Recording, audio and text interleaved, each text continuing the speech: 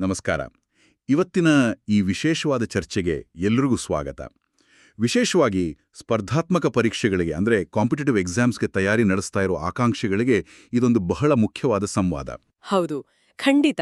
ಇವತ್ತಿನ ಈ ನಮ್ಮ ಆಳವಾದ ಅಧ್ಯಯನದಲ್ಲಿ ನಾವು ಪದ್ಮ ಪ್ರಶಸ್ತಿಗಳ ಬಗ್ಗೆ ಸಂಪೂರ್ಣವಾಗಿ ಒಂದು ರೀತಿಯಲ್ಲಿ ಪೋಸ್ಟ್ ಮಾರ್ಟಮ್ ಮಾಡ್ತಾ ಇದೀವಿ ಅಂತಾನೆ ಹೇಳಬಹುದು. ಎಕ್ಸಾಕ್ಟ್ಲಿ.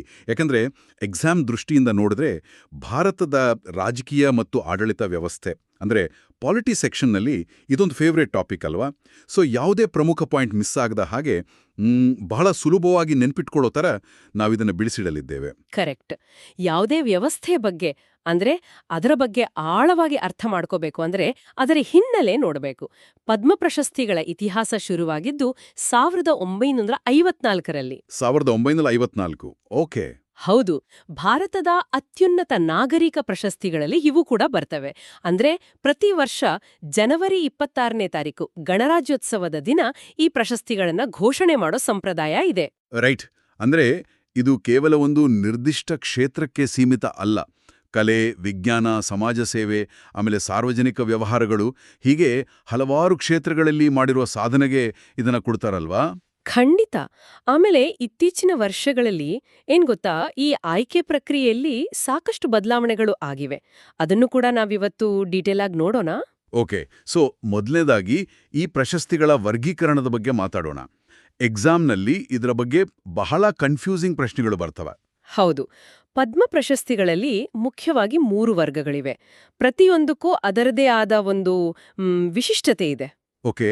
ಆ 3 ವರ್ಗಗಳು ಯಾವುವು ಮತ್ತೆ ಅವುಗಳ ನಡುವಿನ ವ್ಯತ್ಯಾಸ ಏನು ಅಂತ ಸ್ವಲ್ಪ ವಿವರಿಸ್ತೀರಾ? ಖಂಡಿತ. ಮೊದಲನೇದು ಪದ್ಮವಿಭೂಷಣ. ಇದು ಅತ್ಯುನ್ನತವಾದದ್ದು. ಇದನ್ನ ಅಸಾಧಾರಣ ಮತ್ತು ವಿಶಿಷ್ಟ ಸೇವೆಗಾಗಿ, ಅಂದ್ರೆ ಇಂಗ್ಲಿಷ್ನಲ್ಲಿ ಎಕ್ಸೆಪ್ಷನಲ್ ಆ್ಯಂಡ್ ಡಿಸ್ಟಿಂಗ್ವಿಶ್ಡ್ ಸರ್ವಿಸ್ ಅಂತೀವಲ್ಲ, ಅದಕ್ಕಾಗಿ ಕೊಡ್ತಾರೆ. ಓಹೋ, ಅಸಾಧಾರಣ ಮತ್ತು ವಿಶಿಷ್ಟ ಸೇವೆ. ಓಕೆ. ಎರಡನೇದು ಪದ್ಮಭೂಷಣ. ಇದು ಉನ್ನತ ಮಟ್ಟದ ವಿಶಿಷ್ಟ ಸೇವೆಗಾಗಿ, ಅಂದ್ರೆ distinguished service of a high order. Right. ಮತ್ತು ಮೂರನೆಯದು ಪದ್ಮಶ್ರೀ. ಇದು ಕೇವಲ ವಿಶಿಷ್ಟ ಸೇವೆಗಾಗಿ, ಅಂದ್ರೆ ಡಿಸ್ಟಿಂಗ್ವಿಶ್ಡ್ ಸರ್ವಿಸ್ಗಾಗಿ ಕೊಡುವ ಪ್ರಶಸ್ತಿ. ಅಂದ್ರೆ ಇದೊಂದು ರೀತಿ ನಾವು ಕ್ರೀಡಾಕೂಟದಲ್ಲಿ ಆ ಪದಕದ ವೇದಿಕೆ ನೋಡ್ತೀವಲ್ಲ, ಹಾಗೆ ಅನ್ಸುತ್ತೆ. ವೇದಿಕೆ ಮೇಲೆ ಚಿನ್ನ, ಬೆಳ್ಳಿ ಮತ್ತು ಕಂಚಿನ ಪದಕಗಳಿದ್ದಾಗೆ. ಹೌದು ಹೌದು, ಒಳ್ಳೆ ಹೋಲಿಕೆ ಇದು. ಅಂದ್ರೆ ಆ ವೇದಿಕೆ ಮೇಲೆ ಇರೋರೆಲ್ಲರೂ ಅಸಾಧಾರಣ ಸಾಧಕರೇ, ಶ್ರೇಷ್ಠರೇ. ಆದರೆ ಅವರ ಸಾಧನೆಯ ಆ ತೀವ್ರತೆ ಆಧಾರದ ಮೇಲೆ ಆ 3 ಸ್ಥಾನಗಳು ನಿರ್ಧಾರ ಆಗತ್ತೆ. ಹೌದು. ಆದರೆ ಇದು ಕ್ರೀಡೆಗೆ ಮಾತ್ರ ಸೀಮಿತ ಅಲ್ಲ, ಇಡೀ ರಾಷ್ಟ್ರದ ಸೇವೆಗೆಲ್ವಾ? ಎಕ್ಸಾಕ್ಟ್ಲಿ. ಆ ವೇದಿಕೆಯ ಮೇಲಿರುವವರೆಲ್ಲರೂ ಶ್ರೇಷ್ಠರೇ. ಆ ಪ್ರಭಾವದ ಆಳ ಮತ್ತು ವಿಸ್ತಾರವೇ ವಿಭೂಷಣ, ಭೂಷಣ ಮತ್ತು ಶ್ರೀ ನಡುವಿನ ವ್ಯತ್ಯಾಸವನ್ನು ಹುಟ್ಟುಹಾಕುತ್ತೆ. ಆಡಳಿತಾತ್ಮಕ ಪರೀಕ್ಷೆಗಳಲ್ಲಿ ಈ ಅಸಾಧಾರಣ, ಉನ್ನತ ಮಟ್ಟದ ಮತ್ತು ವಿಶಿಷ್ಟ ಅನ್ನೋ ಪದಗಳ ಮೇಲೆಯೇ ಅಭ್ಯರ್ಥಿಗಳ ಗಮನ ಇರಬೇಕು. ಓಕೆ. ಸೊ ಈ ಕ್ಯಾಟಗರಿಗಳು ಅರ್ಥ ಆಯಿತು. ಇನ್ನು ಯಾವೆಲ್ಲ ಕ್ಷೇತ್ರಗಳಿಗೆ ಇದು ಅನ್ವಯಿಸುತ್ತೆ?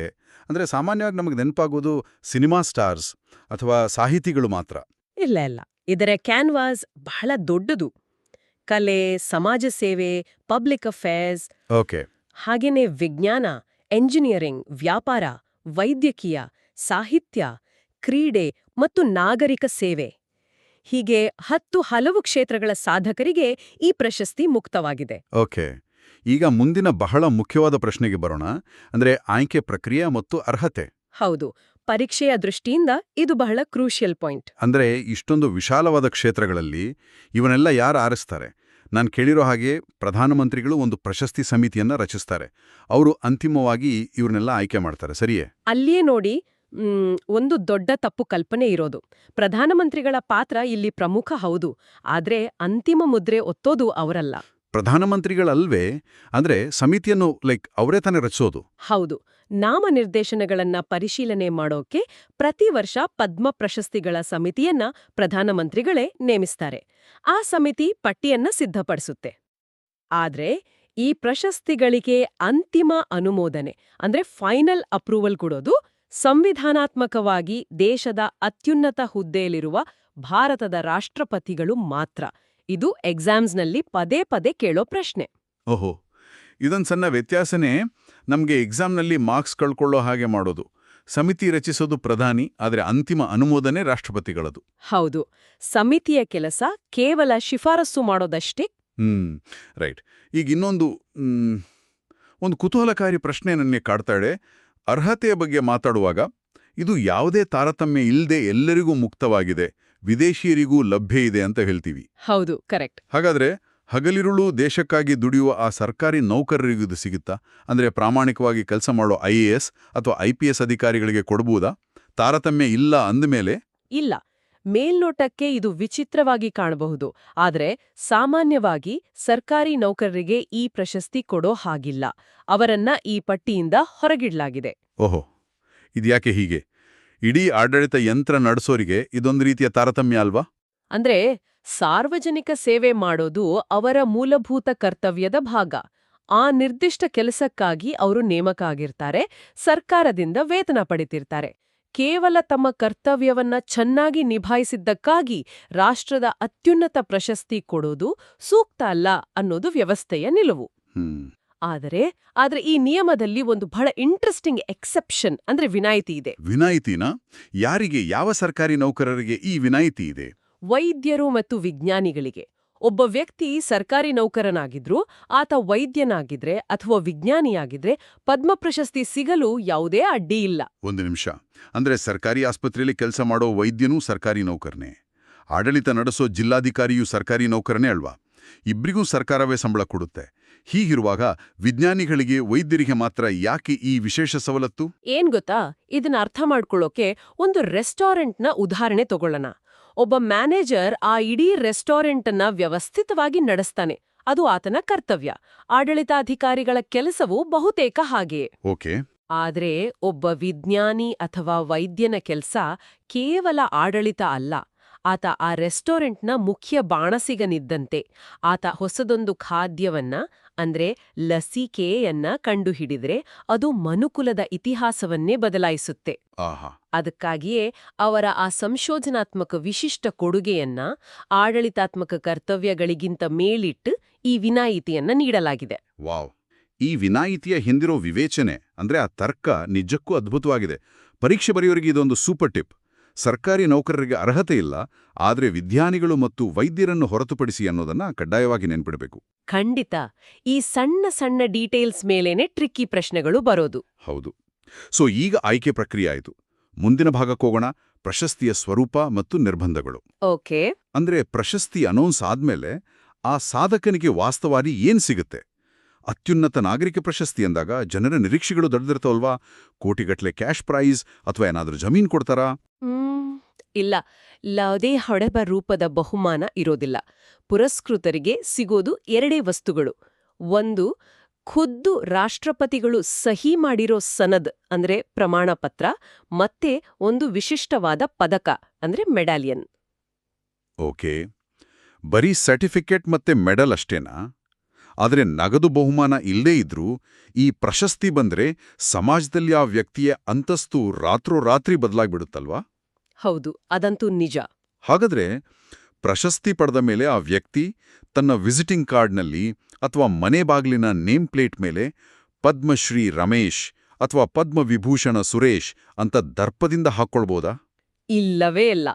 ಇದು ಈ ಪ್ರಶಸ್ತಿಯ ಅತ್ಯಂತ ಕಟ್ಟುನಿಟ್ಟಿನಾದ ನಿಯಮಗಳಲ್ಲಿ ಒಂದು. ಇವು ಕೇವಲ ಗೌರವಗಳೇ ಹೊರತು ಬಿರುದುಗಳಲ್ಲ. ಬಿರುದುಗಳಲ್ಲ ಅಂದ್ರೆ ಟೈಟಲ್ಸ್ ಅಲ್ಲ ಅಂತನಾ? Correct. These are not titles. ಹಾಗಾಗಿ ಪ್ರಶಸ್ತಿ ಪಡೆದವರು ತಮ್ಮ ಹೆಸರಿನ ಮುಂದೆ ಪ್ರಿಫಿಕ್ಸ್ ಆಗಿ ಅಥವಾ ಹಿಂದೆ ಸಫಿಕ್ಸ್ ಆಗಿ ಯಾವುದೇ ಕಾರಣಕ್ಕೂ ಇದನ್ನ ಬಳಸುವಂತಿಲ್ಲ. ಇದೇಕೆ ಇಷ್ಟೊಂದು ಕಟ್ಟುನಿಟ್ಟಿನಾದ ನಿಯಮ? ತಮ್ಮ ಸ್ವಂತ ಸಾಧನೆಗೆ ಸಿಕ್ಕ ಪ್ರಶಸ್ತಿಯನ್ನ ತಮ್ಮ ಹೆಸರಿನ ಜೊತೆ ಹೇಳ್ಕೊಳ್ಳೋದು ತಪ್ಪಾ? 18 ಅನ್ನು ನೋಡಿ. ಓ, ಅಬಾಲಿಷನ್ ಆಫ್ ಟೈಟಲ್ಸ್ ಅಲ್ವಾ ಇದು? ಎಕ್ಸಾಕ್ಟ್ಲಿ. ಬ್ರಿಟಿಷರ ಕಾಲದಲ್ಲಿ ಸರ್, ದಿವಾನ್ ಮುಂತಾದ ಬಿರುದುಗಳನ್ನ ನೀಡಿ ಸಮಾಜದಲ್ಲಿ ಮೇಲು ಕೀಳು ಅನ್ನೋ ಗೋಡೆ ಸೃಷ್ಟಿಸಲಾಗಿತ್ತು. ಸ್ವತಂತ್ರ ಭಾರತವು ಈ ಅಸಮಾನತೆಯನ್ನು ಕಿತ್ತುಹಾಕಲು ನಿರ್ಧರಿಸಿತು. ಓಹೋ. ಹಾಗಾಗಿ ಸಂವಿಧಾನದ ಪ್ರಕಾರ ಶೈಕ್ಷಣಿಕ ಅಥವಾ ಸೇನಾ ಪುರಸ್ಕಾರಗಳನ್ನು ಹೊರತುಪಡಿಸಿ ಬೇರೆ ಯಾವುದೇ ಬಿರುದುಗಳನ್ನ ಸರ್ಕಾರ ನೀಡುವಂತಿಲ್ಲ. ಪದ್ಮ ಪ್ರಶಸ್ತಿಗಳು ರಾಷ್ಟ್ರದ ಗೌರವವೇ ಹೊರತು ಸಮಾಜದಲ್ಲಿ ವ್ಯಕ್ತಿಯನ್ನ ಇತರರಿಗಿಂತ ಮೇಲೆರಿಮೆಯಲ್ಲಿ ಕೂರಿಸುವ ಬಿರುದುಗಳಲ್ಲ. ಎಂತಹ ಆಳವಾದ ಅರ್ಥವಿದೆ ಇದರ ಹಿಂದೆ. ಸಂವಿಧಾನದ 18ನೇ ವಿಧಿಗೂ ಮತ್ತು ಪದ್ಮ ಪ್ರಶಸ್ತಿಯ ನಿಯಮಾವಳಿಗೂ ಇರೋ ಈ ಕೊಂಡಿ ನಿಜಕ್ಕೂ ರೋಮಾಂಚನಕಾರಿಯಾಗಿದೆ. ಅಂದ್ರೆ ಪ್ರಶಸ್ತಿಗಳು ಜವಾಬ್ದಾರಿಯನ್ನ ಹೆಚ್ಚಿಸಬೇಕೆ ಹೊರತು ಅಹಂಕಾರವನ್ನಲ್ಲ. ಹೌದು, ಬಹಳ ಸೊಗಸಾಗಿ ಹೇಳ್ದ್ರಿ. ಇನ್ನು ಈ ಪ್ರಶಸ್ತಿಯ ವಿರಳತೆಯ ಬಗ್ಗೆ ಮಾತಾಡೋದಾದರೆ 140 ಕೋಟಿಗೂ ಅಧಿಕ ಜನರಿರೋ ಈ ದೇಶದಲ್ಲಿ ಎಷ್ಟು ಜನರಿಗೆ ಇದನ್ನು ಕೊಡ್ಬೋದು? ಒಂದು ವರ್ಷದಲ್ಲಿ 1,000 ಜನರಿಗೆ ಕಟ್ಬಿಡ್ಬೋದಾ? ಖಂಡಿತ ಸಾಧ್ಯವಿಲ್ಲ. ಯಾವುದೇ ಪ್ರಶಸ್ತಿಯನ್ನ ಬೇಕಾಬಿಟ್ಟಿ ನೀಡ್ತಾ ಹೋದ್ರೆ ಅದರ ಪ್ರತಿಷ್ಠೆ ಮಂಕಾಗುತ್ತೆ ಅಲ್ವಾ? ಹಾಗಾಗಿ ಒಂದು ವರ್ಷದಲ್ಲಿ ಗರಿಷ್ಠ 120 ಪ್ರಶಸ್ತಿಗಳನ್ನ ಮಾತ್ರ ನೀಡಬಹುದು ಅನ್ನೋ ನಿರ್ಬಂಧ ಇದೆ. ಕೇವಲ 120 ಪ್ರಶಸ್ತಿಗಳು ಅಂದ್ರೆ ಇದರ ಮೌಲ್ಯ ಕುಸಿಬಾರದು ಅನ್ನೋ ಎಚ್ಚರಿಕೆಯಷ್ಟೇ. ಆದರೆ ಈ 120ರ ಮಿತಿಯಲ್ಲಿ ಏನಾದ್ರೂ ವಿನಾಯಿತಿಗಳಿದೆಯಾ? ಹೌದು, ಈ 120ರ ಲೆಕ್ಕಾಚಾರದಲ್ಲಿ ಎಲ್ರೂ ಬರೋದಿಲ್ಲ. ಮರಣೋತ್ತರವಾಗಿ ಅಂದ್ರೆ ಪೋಸ್ತುಮಸ್ ಆಗಿ ನೀಡಲಾಗುವ ಪ್ರಶಸ್ತಿಗಳು ಮತ್ತು ಅನಿವಾಸಿ ಭಾರತೀಯರು ಅಥವಾ ವಿದೇಶಿಯರಿಗೆ ನೀಡಲಾಗುವ ಪ್ರಶಸ್ತಿಗಳನ್ನ ಈ 120ರ ಮಿತಿಯಿಂದ ಹೊರಗಿಡಲಾಗಿದೆ.